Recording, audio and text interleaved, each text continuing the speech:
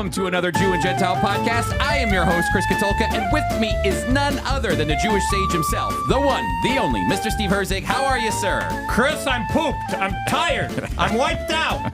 You're barking. My leg is barking. I'm tired. Well, let me tell you why we're tired, though. We worked I'm not. today. We worked right. We just left our shipping department and walked right into the podcast room, said a prayer, a needed prayer, and boom, we're here. Hey, here we are. Hey, we're just over in the shipping department, and I'll tell you what we were shipping because that's what's important. Here we go. All right, welcome in, everybody. Hey, Steve and I were just over in the shipping department with Laura Coleman, our assistant. I like to call Laura the producer of this show as well. She's kind of like the producer of the Jew and Gentile podcast. She helps us out so much with the podcast. It was me, Steve, and Laura, and we were over packing our Tikva Team boxes. Tikva Team is our official Friends of Israel volunteer network that you can be a part of. Maybe you're listening right now, and you're like, I'd love to volunteer with Friends of Israel. Well, first, you got to go through Bridges. 9 weeks. It's just a 9-week free online Jewish ministry training, equipping course. We provide all the materials. It's free. And you just show up one night a week and you listen to the amazing teacher, Bruce Scott and Cameron Joyner, as they share with you over 9 weeks the training that would help you in Jewish ministry. And then once you graduate from Bridges after 9 weeks, you are eligible to become a promoter of an official promoter, an official volunteer of the Friends of Israel Gospel Ministry. And so if you would like to be a part of the Tikva team, and what we do is we send out a box of goodies, a big box of goodies. I kept putting stuff in. They're getting all this free stuff. And then we got to ship it. Yeah, we schlep and ship. Well, let's review really quick, Steve. So you stretched. Oy, did I stretch. You kvetched. The whole time. 24 boxes worth I kvetched. You schwitz. I'm schwitzing now. This room is like a schwitz. And then you're about to plotz. I plotzed into the chair. All right, those are the four. Translate it for That's them, right. Chris. They don't even know what we're talking about. That is the 4 stages of Jewish exercise to stretch. Okay, you know what stretch is? Kvetch, which means complain and what are they doing to me? That's kvetching. And then you schwitz, which means you're sweating. Yeah, you're sweating. And then plots, you could just you just drop down into your chair. That's right. And as we were walking over here to do the podcast, you said, my leg is barking right now. It's barking. I'm telling you, have that surgery, it lets you know you had it. 100%. So if you want to be a part of the amazing things that are happening, we're about to ship out about 24 boxes of new volunteers that are serving all around the world. And they're serving all over the United States, Canada. We're shipping a box over to Ethiopia. Ethiopia? Yeah, they're going to Ethiopia. We have an Ethiopian volunteer group that's doing great stuff over there. We had to take a loan just to pay the postage. I'm telling you. And so, but we've got volunteers serving in Austria, Germany. It's amazing how God has been opening these doors. So if you're listening right now, and let me tell you what it means to be a volunteer. It means bupkis. Actually, you give us whatever God allows you to do to serve with Friends of Israel. We're not asking for thousands of hours. We're saying whatever God allows you to do in your Jewish community, in your local church. It could be 1 minute. It could be a year. It could be 1 hour a year. There are some people who do, Steve, they do like 20 hours in a month of volunteerism, which is amazing. But there are some people who do 20 minutes, sei gesund. Put the shirt on. Tell them if they just put a shirt on, a specific shirt, and then walk around wherever they're going, that's volunteering. Chris, tell them what's on the shirt. That's right. When you volunteer with us and you become an official volunteer, we send you a T-shirt that says Tikva Team on the front, and on the back it says, I've got serious chutzpah. I dare you to ask me why. I dare our people to walk around just with that shirt. If you do that, you'll get conversations galore. And then once you get those conversations, you just let us know, bada bing, bada boom. You volunteered for Friends of Israel. All you have to do, put the shirt on, walk around, and That's it. Okay, so if you're interested in wanting to be a volunteer with Friends of Israel, first you got to start with Bridges, and that's going to actually be starting up this April. You can go to foi.org/bridges, and there you can sign up for our free 9-week training program, and then you can become a volunteer with Friends of Israel.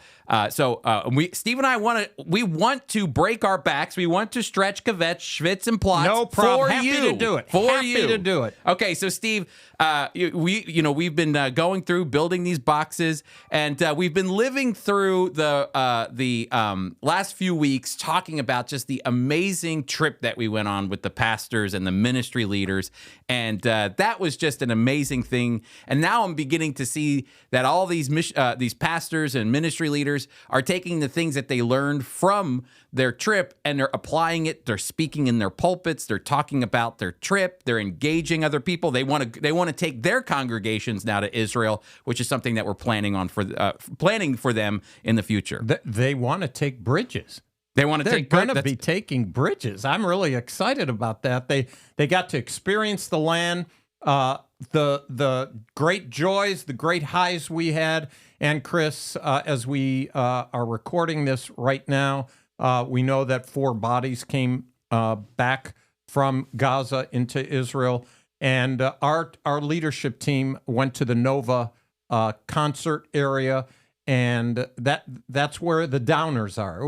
We talked about that last week. It was difficult to go from Yad Vashem, where we remember what happened between 1933 and 1945, and then go down to the Nova Center, where we realized what happened October 7th, 2023.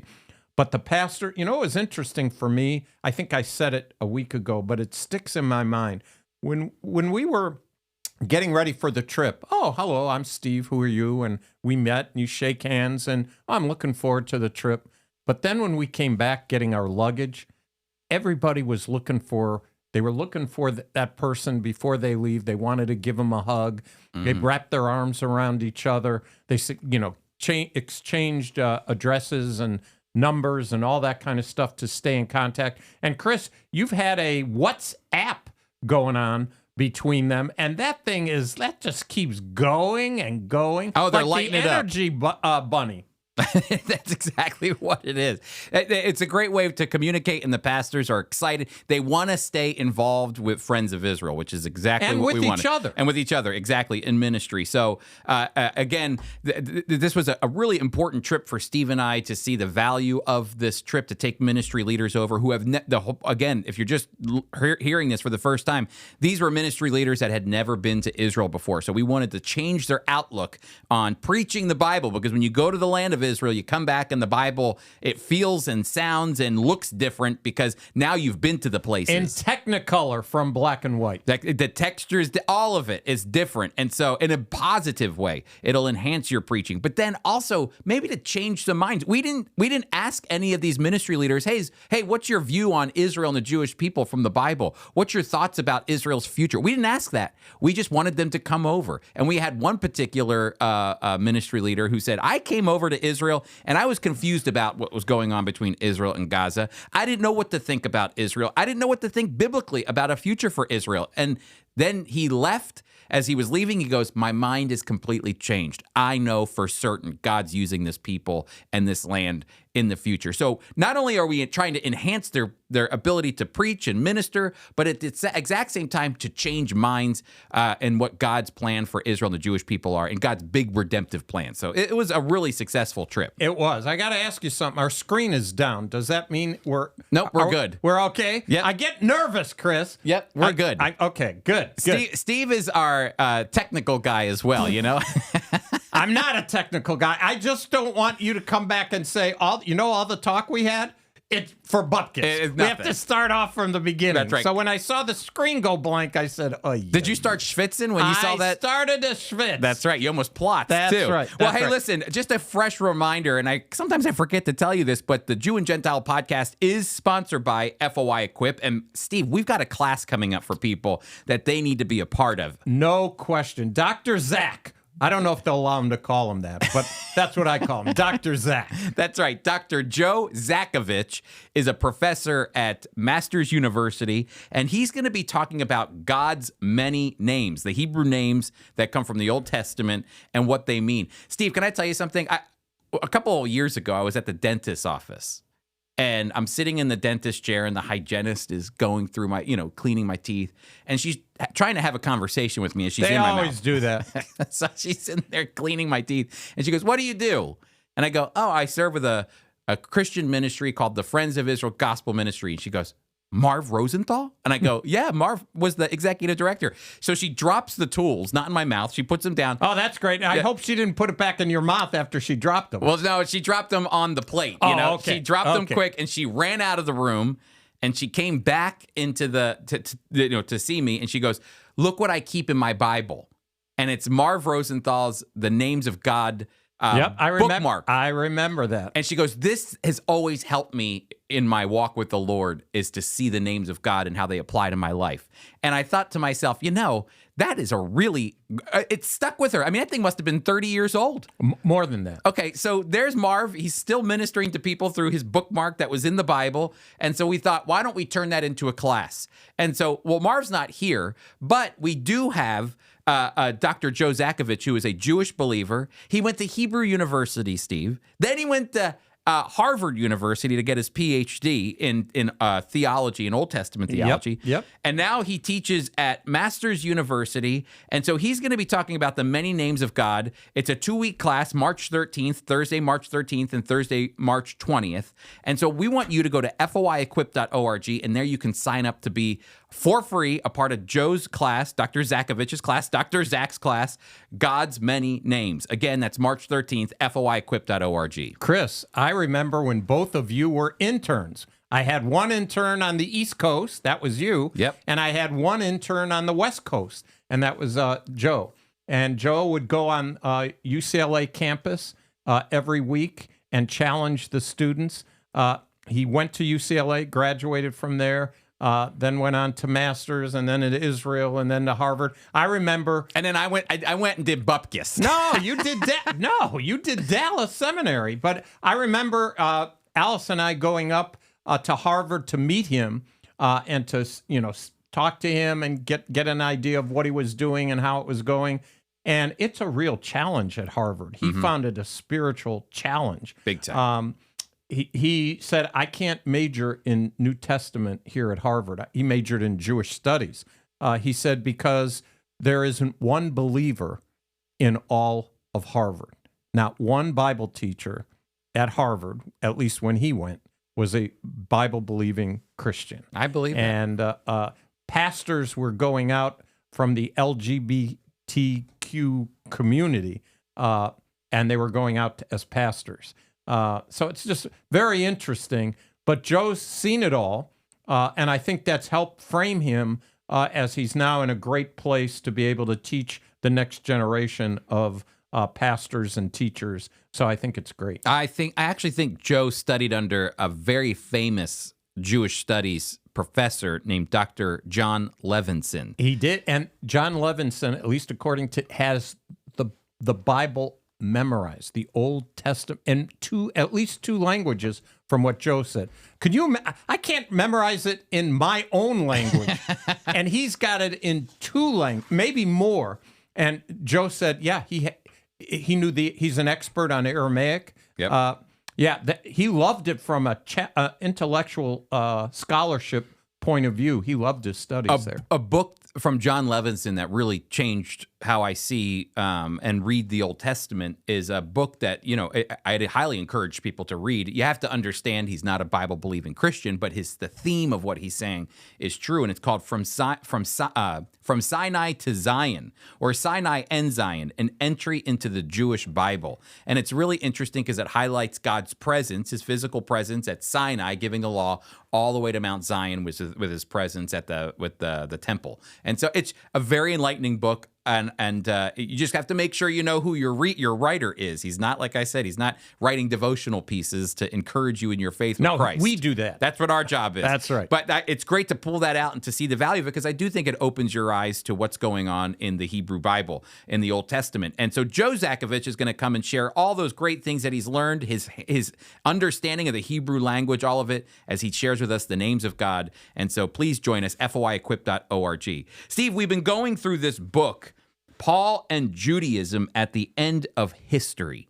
And it's a challenging book. It is challenging. Because it challenges us to see something that I think a lot of times over history, when we read the New Testament, it can almost, you start to wonder, wait a minute, you feel like, is Paul schizophrenic? One minute he's saying the law is good, and then the next minute you go, what's the value of the law? Does it, you wonder, 1 minute it seems like he has a plan for Israel, and then the next minute you're going, as you're reading, you're going, wait a minute, does he find any value in the Jewish people? What's going on? Well, over time scholarship, I think it's very fascinating that it's only until now, within the past 100 years, that scholars are looking at Jesus in his real Jewish context. And I'd say within the last 40 years that they've started looking at Paul in his Jewish context. A lot of times we read Paul in light of Martin Luther, or we read Paul in light of church fathers, but we haven't really taken all that we understand about Jewish culture and customs and try to move them into what Paul is teaching and what Jesus is teaching, as they're Jewish. They didn't abandon Judaism. They didn't abandon Jewishness. They kept their Jewishness, but there were different things that were going on at that time. And I think Paul and Judaism at the End of History is trying to do something for us. We've been going through this for the last few weeks. And what he's trying to argue is that there is an underlying interpretation of the Bible and the New Testament that it's almost like a hermeneutic, an interpretation of the Bible, Steve, that is a versus Israel. It's like, you know what? The church has replaced Israel. And so there's this almost this like underlying, I don't want to call it anti-Semitism, Steve, but it's definitely trying to push the Jewish people out of the plot line of God's redemptive plan. And so Novenson uses this very interesting phrase that it's called versus Israel. Like the way that you normally read the Bible, or people want to interpret the Bible or even translate the Bible, is almost trying to verse Israel. Like there's a competition with Israel. And he's trying to show there is no competition. Nowhere in the New Testament does Israel not mean Israel. We got to stop trying to change the definition of this title. I think in case there is an additional listener who's come from our 7, I don't know if they have, but I think you need to review the verses that we've covered up till now. Yeah, because these are all verses that oftentimes are the ones that are used to show in interpreting the Bible. See, God is done with Israel. That's right. He's the moved church on. is replaced. Israel is being replaced by the church. The first one is 1 Corinthians 10:18, which is consider Israel according to the flesh, and how interpreters have actually said there's an Israel according to the flesh, but then there must be an Israel according to the spirit. And so the writer says they actually added a Greek word in there they added a word to try to show that there is a Israel of the flesh, and then there's an Israel of the spirit, which they would say is the church, a spiritual Israel, but that word's not in there at all. So that's one. That's a big one. The next one, Steve, is the very famous passage from Galatians chapter 6, verse 16, the Israel of God, which many interpreters or many people preach and teach that, see, this is a passage that shows that the church has become the Israel of God, that it's replaced it. But Novenson and other scholars, like I believe Rennie Showers even mentions this, is that actually the syntax of that sentence is very difficult, and it seems like he's speaking in that sentence to Gentiles who believe in Jesus and Jewish people who believe in Jesus, Israel. And so anyway, very interesting section there to kind of give it validity that Israel still means Israel in that passage. Philippians chapter 3, verse 3, we are the circumcision, Steve. That's what we talked about last week, and we had our Yiddish word, which was bris, from the Hebrew Brit Milah, and really the whole idea, who is a Jew? That's always the question. Who is a Jew? And what Paul's trying to talk about here, it says, and Levinson writes, thus far we have been looking at references to Israel in terms of the letters of Paul, but related terms Jew and circumcision also figure in the discussion. We are the circumcision, Philippians 3:3 says. We are the true circumcision. But tellingly, the word true is smuggled in by the translator. That's I like the way he writes because, Chris, I think a very elementary thing that really took me a while when I became a believer, I just thought when you read the Bible, you read the Bible. But there's italics.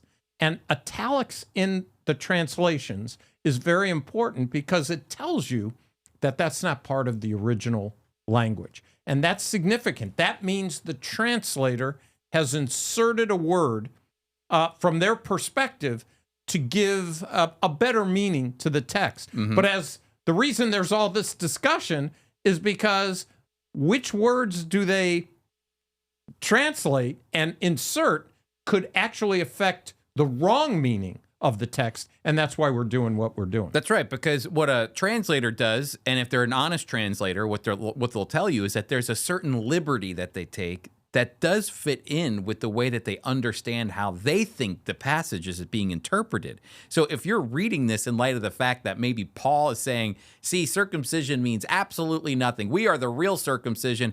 Then what they want to do is highlight that element and go, see, the true circumcision or the true, even though that word true is not there. And that can really offset how a reader looks at Israel and the Jewish people. And it was a very fascinating study. But the next one comes from Romans chapter 2, verse 28 and 29. It is not a Jew on display. I want to read this to you because it's fascinating. And again, these are all problem passages when it comes to whether or not God has replaced Israel, the church, with Israel. And so listen to this. It is not the Jew on display. Romans 2, 28 and 29. We turn now to the letter to the Romans, in which many interpreters have detected a programmatic redefinition of Israel. Do you hear that? He's admitting that there are scholars who are saying we need a redefinition of Israel. And he's saying, no, Israel always is Israel in the New Testament. The first of the three relevant passages in Romans has arguably done more mischief than any other text discussed in this chapter, all because of widespread and persistent mistranslation. This mistranslation is a fixture in many standard modern versions, but I will illustrate by referring to the RSV version, which renders Romans 2, 28 and 29 as follows. For he is not a real Jew who is one outwardly, nor is true circumcision something external and physical. He is a Jew who is one inwardly, and real circumcision is a matter of the heart, spiritual and not literal. His praise is not from men, but from God. Now, he writes, I have claimed above that Paul never speaks of a true Israel or a spiritual Israel. According to the RSV and other standard translations, however, here in Romans 2, he does speak of the real Jew and the true circumcision, which on the face of it looks like a smoking gun. And in fact, the majority who find a verse Israel theology in Paul point to Romans 2, 28, 29 as the decisive evidence in favor of their hypothesis that the true Jew to contrast with Israel according to the flesh. So, this is a big one because it's trying to show when you read through this, again, you kind of start reading through Romans chapter 2 and you begin to question like, oh yeah, so am I a true Jew?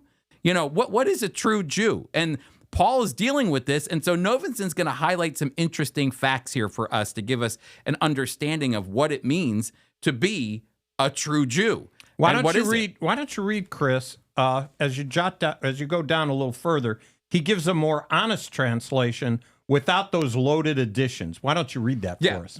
So he gets to that, and he says this.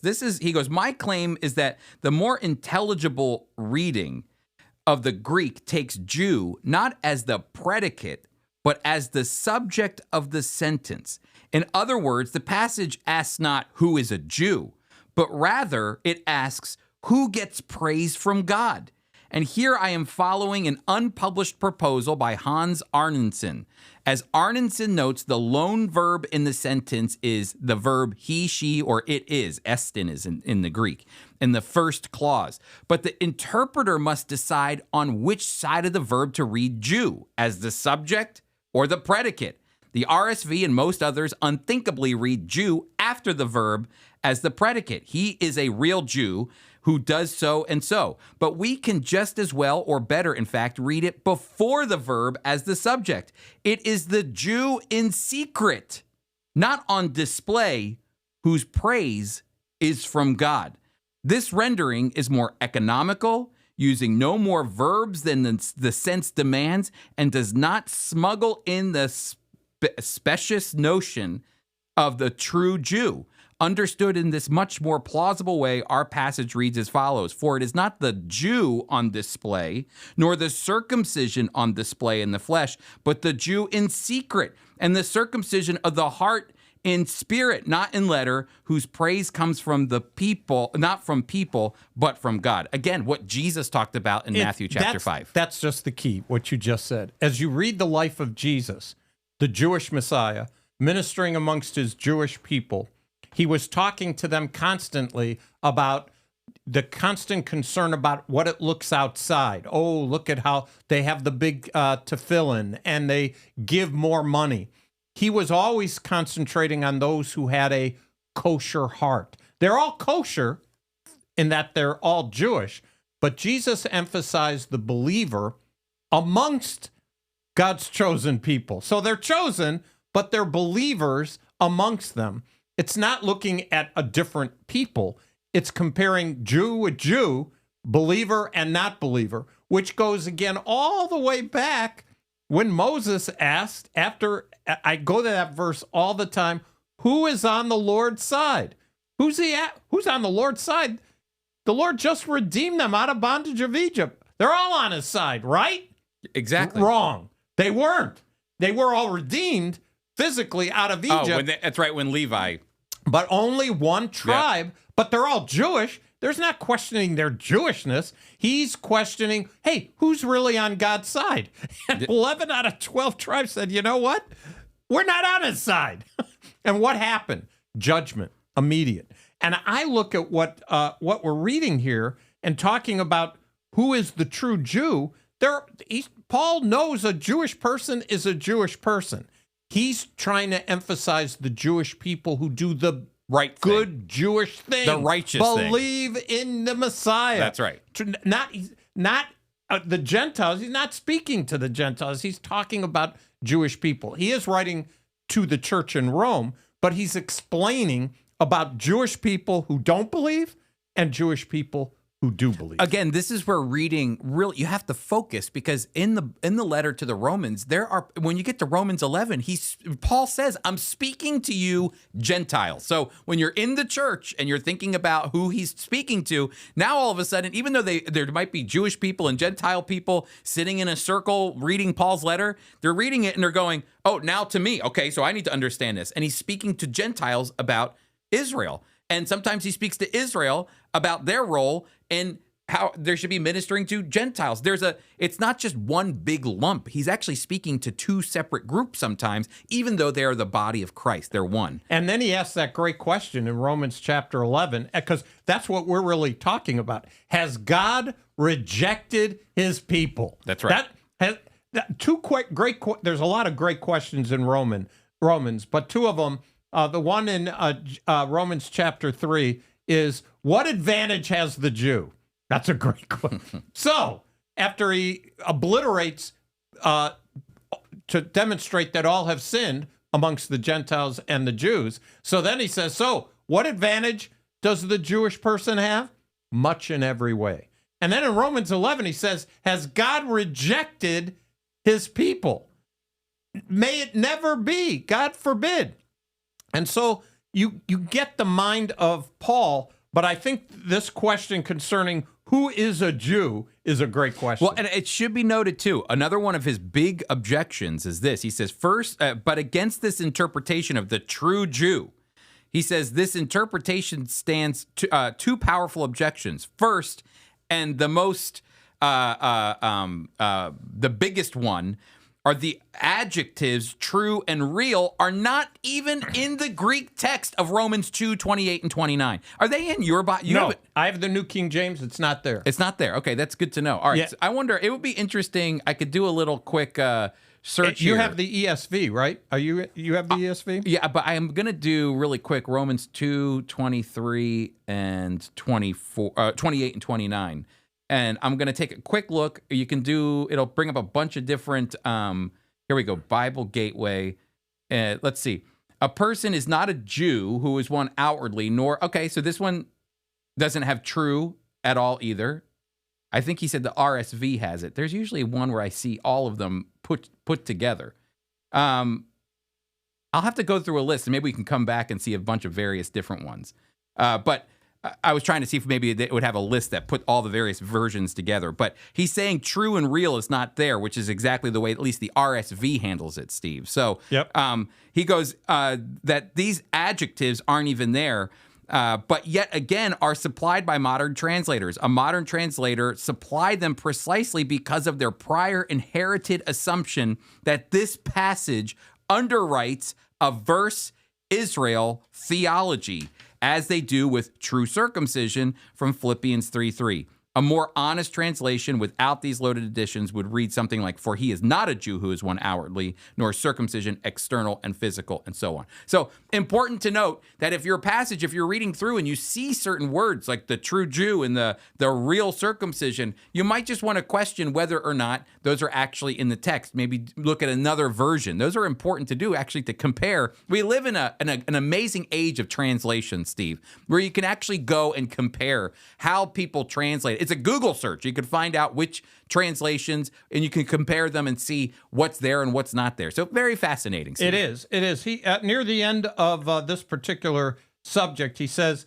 "It is the Jew in secret, not the Jew on display, whose praise is from God." The rendering is more economical, no more verbs than the sense demands.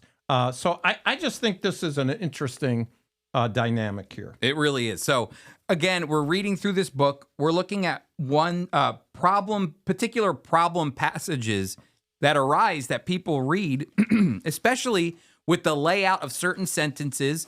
Because at the end of the day, Steve, I agree with the mentality that Novenson has here, that I don't believe Paul was coming to throw the baby out with the bathwater. And I think that's what's happened in the church over the years, is that the idea of the law, the idea of the celebration of the festivals of Israel, kosher keeping, all those things, they almost, when you read through the New Testament, you almost wonder, wait, so is God completely done with all of those things?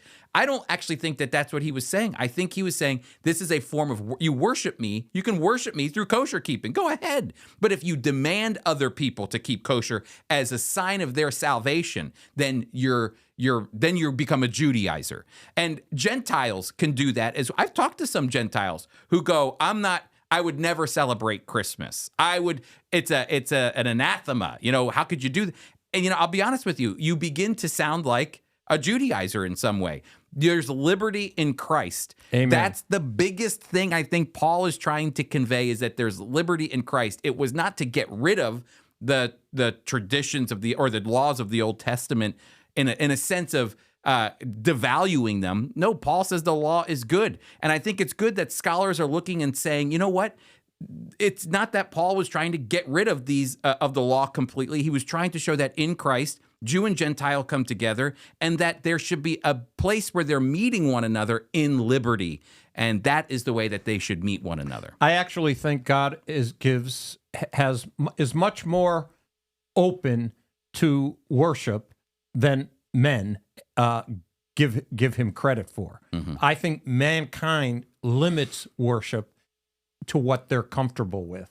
So yes, if you are a person who you recognize the festivals and you want to modify your diet and all those kinds of things, sei gesund. Who do you believe and who are you worshiping? And are you structuring your particular worship to make other people do it the way you do it? That's right. I really believe that's why there are a lot of different groups out there. They're all believers, but they're nuanced differently. And I think as long as they have a kosher heart, that is, they're born from above, as Jesus told Nicodemus, that their worship is acceptable. It might not be comfortable with us. I have no problem saying I've been in some churches where their style of worship makes me uncomfortable. But that doesn't mean they're not believers. Yeah, exactly.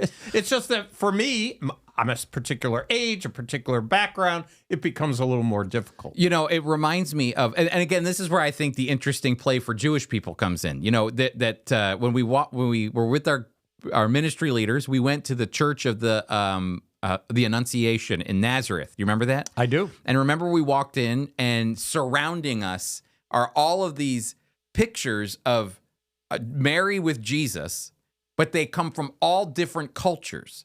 And so you have like the Japanese Mary and Jesus, and you have the Kenyan African and Jesus, and you have the whatever you name the European, however you want to look at it. And the point was that Jesus is for the world. God so loved the world. I love that. Amazing. But it's interesting because everybody loves it when we do cross-cultural ministry. We bring the gospel to, but when it comes to Jewish people, you have to abandon everything you are. Like what we talk about, it confuses people to think, wait, so Steve is a Jew, but he believes in Jesus. How does that? I've seen people, their brains melt. Exactly. Why do they melt? It's amazing to me, but that's because I think the church has done a disservice by eliminating the traditions and the culture of the Jewish people that's embedded in the Old Testament and New Testament. And it's almost like everybody else can have their cultural Jesus, but not the Jewish people. That is something that they pull out of the text, I believe, to try to manipulate it because of anti-Semitism over the years. But there's a lot of different terms that have been associated to me about believing. One of them is completed Jew. I remember the first time you're a completed Jew. And I hadn't heard that term. And I began to think about it. Okay. And in my case, that's exactly the way I feel. I was born in a Jewish home, went to a synagogue, got bar mitzvahed, looked forward to the Messiah, didn't know who he was, looked for him to come. One day he's going to come in power and authority. Then I read from the prophet. Yes, he's coming in power and authority, but first, he's coming as an intercessor. He's coming lowly. He will pay the price for our transgressions. But that's all Jewish theology. Yeah. All of it's Jewish.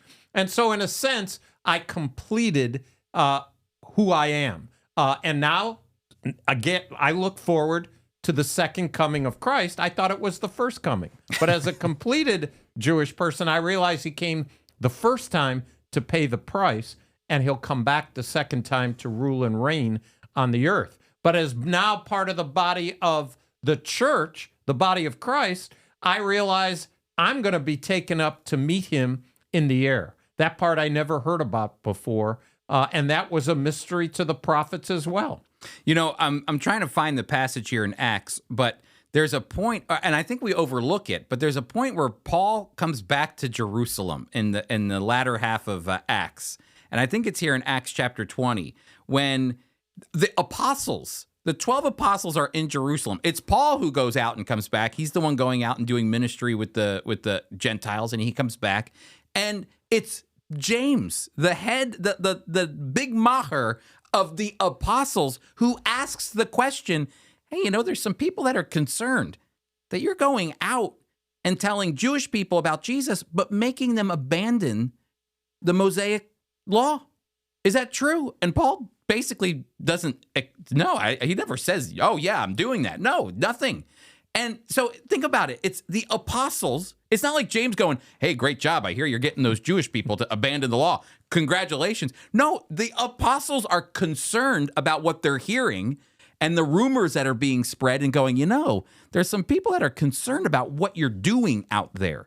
And so I always think it's interesting because I even think sometimes people can read that passage and say, see what Paul's doing? He's telling them to completely abandon and leave the law behind. But then we forget it was the 12 apostles that are actually sitting in Jerusalem, the big mahers that are going, I'm a little concerned. So can you help alleviate some of the stress here, which actually ends up leading to a riot in Jerusalem and ends up with Paul in Caesarea for 2 years. So again, I believe that's Acts chapter 20. I just don't have the time to go find it right now. But I think it's interesting that even the apostles are going, look, God isn't just throwing the baby out with the bathwater. The apostles of the church are trying to make sure that there's proper doctrine that's being taught. And I think what's happened is we've just done a disservice over the years. Yep, I'm with you.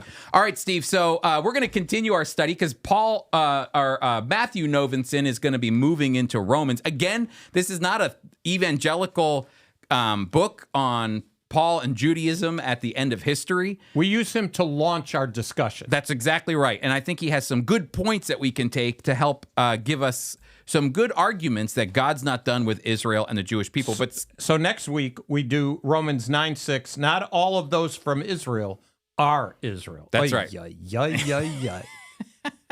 Start studying, Steve. Start studying. Okay, so Steve, next we're going to go to the news. And well, the first thing we have to do is just briefly talk about the groaning and moaning of Israel right now as they received 4 bodies today.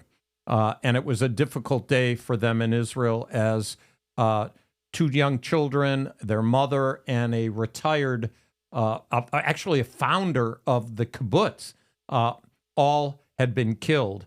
And Israel received them, Chris. Very difficult time. It's hard to get your mind wrapped around this, but there is a sense of the Israelis want closure on this. And closure doesn't just mean bringing the hostages, the living hostages home.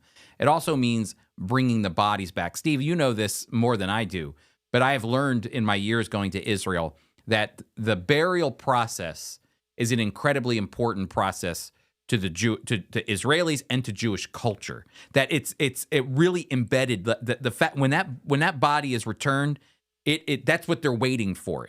Of course they want it alive, but even if they're not alive, they want the body back. It's very important. Remember, just biblically, when Saul and Jonathan were killed and hung on the wall, the scripture is very careful to talk about them getting those bodies and burying them properly. The body is extremely important. Biblical Judaism, and it's carried over. Israel's been known to trade terrorists for bodies, and they did it in this case. This isn't the first case that they've done it. You're right. There is it's very important to bury the bodies to show it respect from dust to dust. If there is a body, they put a white shroud. A man's not buried in a suit, and a woman in a dress. They're buried the same way with the same clothing, and they go from dust to dust. In this case, I don't know how long the bodies have been preserved. I don't know what condition they're in. It ultimately won't matter to the Israelis. They have to go to a specific place to examine them. Then they'll turn them over to the families, and they'll bury them properly. And Chris, we have seen after a terrible explosion, a group of people which come, their job is to take every last bit of DNA and put it together for its proper burial. Yeah, this has been difficult as we've just seen Cherie Ariel Kafir Bibas and Oded Lifshitz, who were brought back dead. And then you were saying Hamas blamed Israel and America. And America, that's correct. For their death. They said it was Israel shooting the American missiles that killed them. When they said nothing of the fact that you have a video of them taking them away. That's the video you got to see. A crying mother holding on to her 9-month-old baby, and I believe he was 3 at the time, weeping as they came into their kibbutz and took them away. Mm-hmm. That's what they did.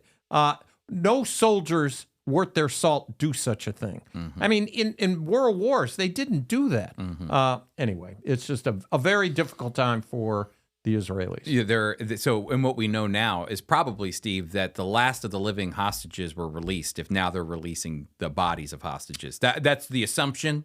There could be more, but it looks like from now on it could be hostages that have not survived Hamas. Steve, when we were traveling with our ministry leaders through Israel, we go from Bet Shan in the northern part of it, just below the Sea of Galilee, down the Jordan Valley to the Dead Sea. That's kind of the route we take. And whenever we pass through, I always look out for there's like a burn, like a little hill, and there's little tiny tunnels underneath it, and it's this old railroad that would actually go through Israel, but it connected Egypt with Israel and all the way up to Lebanon and Syria and Damascus. And it was during the Ottoman Empire, when it was all one big empire, it was one big trade route that would just go back and forth through the land. Well, because since 1948, when Israel came under, and I'd say even before that with the British Mandate, I'm sure the railroad was probably working during the British Mandate, but as of 1948, when Israel became a nation and had to defend itself and was surrounded by enemies, now all of a sudden that trade route was cut off. If you're an Israeli, the only way, think about this, you live in your country, really the only way to get out of your country is on an airplane to go somewhere like, west toward Europe. And so most Israelis aren't going to, the Middle East and other countries, even if they're friendly. Most of them are going to Europe.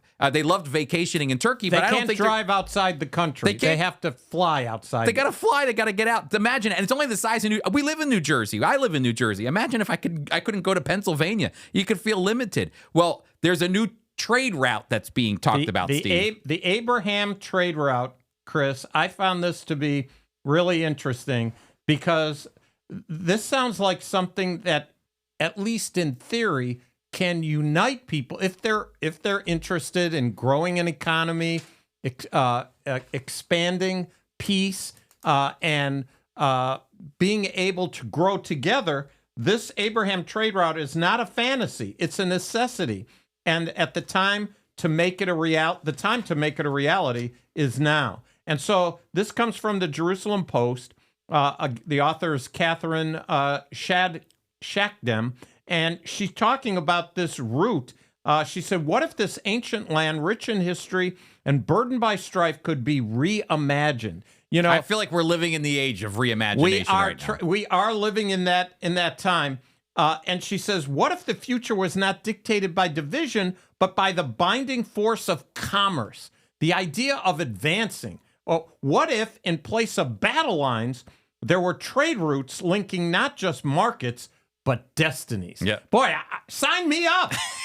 You want to be on that railroad? I want to be on that route. You want to be on the Destinies Railroad. Look at it. It says the Abraham trade route is that vision, a bold reimagining of the region's geopolitical architecture. It is the corridor of possibility stretching from Afghanistan through a free Iran, across the Gulf, and into the Mediterranean via Israel and Gaza. Now, just FYI, it's an amazing thought, and dreams can come true. It is a dream. There's no question. Okay, but it's an opinion piece, but it's a good opinion piece, because I actually think, look, in the past, when in the Trump's first administration, he developed a peace plan for Israel and the Palestinians that actually brought, when he hosted an event at the White House, it brought along various countries like the UAE, like Bahrain and others, that would eventually become a part of the Abraham Accords. But before the Abraham Accords were signed, he offered an Israeli-Palestinian peace plan that was not built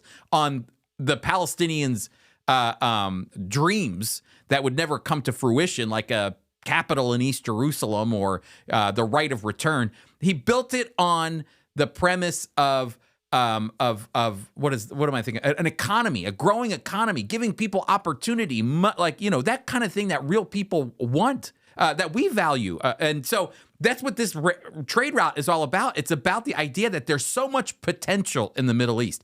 There are people who say, with all that the Middle East has, it could be just as powerful as Europe or just as powerful as the United States with the resources that it has if we could just break the barriers down. So that's, I think, what this particular person is envisioning for the future of the Middle East. I think it's really exciting, and we'll put it in the show notes for people to read. But Chris, one of the last ones we're going to do is it comes from the New York Post. It says, spike in end-of-life brain activity could be evidence of soul leaving the body, expert says. You know, Chris, amongst the Hasidim, the very ultra-Orthodox, they believe the soul leaves your body as you sleep, and in fact, comes back in the morning. And in fact, the reason that nails get dirty, aside from doing, if you work in soil, but your nails get dirty, they say that's from the uncleanness of your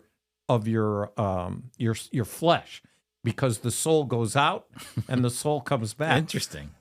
There's a prayer at night that they say about that, and in right? the morning you have to ceremonially wash your hands because of this departing and coming in of the soul.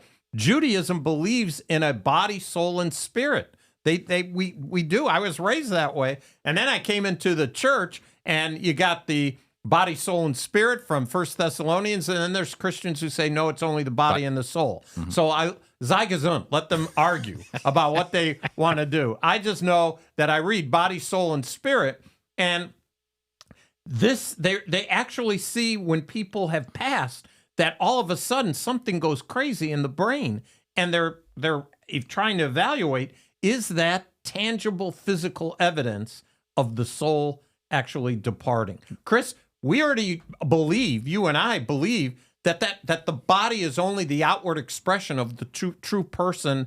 Whoever the real you isn't your body. I identify you through your body, but the true you is your soul, your nefesh, it's who you are. And that's a significant thing. So when you die, you don't really die. It's just your body is finished. So where do you go? Well, that's why we preach the gospel. We say to anyone who trusts in Christ, they will be with Jesus, present with him. But if they don't believe, then they will be separated from him. Either way, the soul lives on. They're just trying to physically be able to demonstrate, at least from my perspective, that what we believe can actually be proven scientifically. Yeah, absent from the body. Just before you leave, your brain goes crazy, and in the present with the Lord. Bada bing, bada boom. I like it, but I also like that Paul says that in 1 Thessalonians 4 that your body is sleeping, giving value to the body. It's not soul sleep; your body's asleep, waiting for that day when your soul reunites with the body, and then there's an improved body for resurrection. Amen. Hey everybody, hey listen, we got our Yiddish word of the day. Before we give our Yiddish word for the day, Chris, tell them how they could get a sticker. We need to do stickers. We got to get the sticker. 444 1948. That's right. You can get 50 free stickers. 50, count them, 50. That's right. And you're going, what stickers? Well, there's stickers that support Israel and the Jewish people. We want you to text us at 444 1948 to get your 50 free stickers to support Israel and the Jewish people. Steve, Yiddish word of the day. The Yiddish word of the day, what we've been talking about? Yids. You're a Yid. I'm a Yid. Jew. You're a great Yid. Jew. Yid is Jew. In Hebrew, it's Yehudi, but in Yiddish, it's Yid. You are I remember my dad we're looking at a crowd, and he'll say, my mom, oh, that one looks like a Yid. He'd call him out? Only to my mother, very quietly. That guy looks like a Yid. I wonder what he would think of the Jew and Gentile podcast. He'd say, you need help. The Yid and Gentile podcast. Right. All right, everybody, thanks so much for being a part of the Jew and Gentile podcast. Friends of Israel's Jew and Gentile podcast. Good catch. Thank you. FOIEquip.org is where I want you to go so that you can sign up for Dr. Joe Zhakevich's class on the names of God. Dr. Zach. That's right, the big guy. He's going to be coming to share with us all about the names of God. And can I just remind you, it's free. It's free. Be there, FOIEquip.org to register. Also, Bridges is coming up this April. It's your opportunity to get Jewish ministry training right from the Friends of Israel, again for free. Go to FOI.org FOI-Equip.com/bridges or to our page, FOIEquip.org. It's all there. It's all available for you. We want you to have it, and we'll see you next week.